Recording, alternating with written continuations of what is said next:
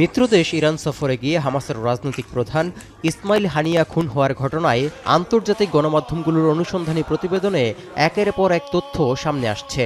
একইভাবে বিভিন্ন তথ্য তুলে ধরছে তেহরানও। কিন্তু হত্যার আসল রহস্য উদ্ঘাটন হচ্ছে না কিছুতেই।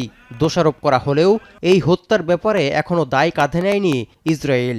এতে সময় যত যাচ্ছে ততই ঘোরাটে হচ্ছে হানিয়া হত্যার রহস্য।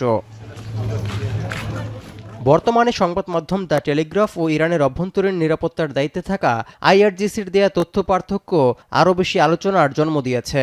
কারণ ইরানের দুই কর্মকর্তার বরাত দিয়ে সংবাদ মাধ্যম দ্য টেলিগ্রাফ বলছে, হানিয়াকে হত্যায় তেহরানের নিরাপত্তা এজেন্ট ব্যবহার করেছিল ইসরায়েলের গোয়েন্দা সংস্থা মোসাদ। এমনকি যে অতিথি ভবনে হানিয়াকে হত্যা করা হয়েছে ওই ভবনের 3টি কক্ষে আগে থেকেই বোমা স্থাপন করে রেখেছিল তারা।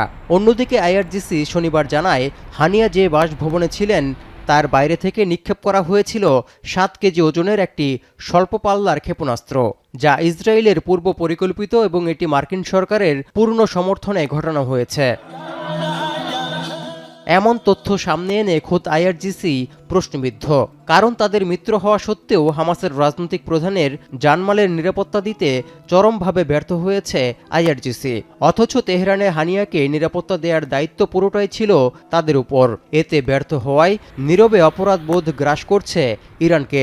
তার প্রমাণও সামনে এসেছে। কারণ ইতোমধ্যেই বেশ কয়েকজন আইআরজিসি কর্মকর্তাকে গ্রেপ্তার ও বরখাস্ত করা হয়েছে। এছাড়া জিজ্ঞাসাবাদ করা হয়েছে হানিয়ার গেস্ট হাউসের কর্মীদেরও। এমনকি জব্দ করা হয় তাদের ফোন ও অন্যান্য ইলেকট্রনিক ডিভাইস।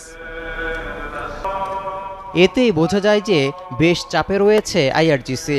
হানিয়ার রক্তের প্রতিশোধ নেওয়া হবে বলে একই সঙ্গে হুঙ্কার দিচ্ছে ইরান ও তাদের সমর্থিত গাজার স্বাধীনতাকামী গোষ্ঠী হামাস, লেবাননের ইরান সমর্থিত মিলিশিয়া এবং হিজবুল্লাহ।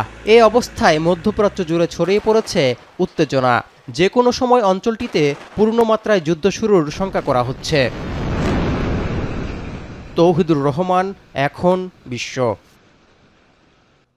শিয়া বাটার ও ভিটামিন ই সমৃদ্ধ lily glam beauty soap. Lily, always beautiful.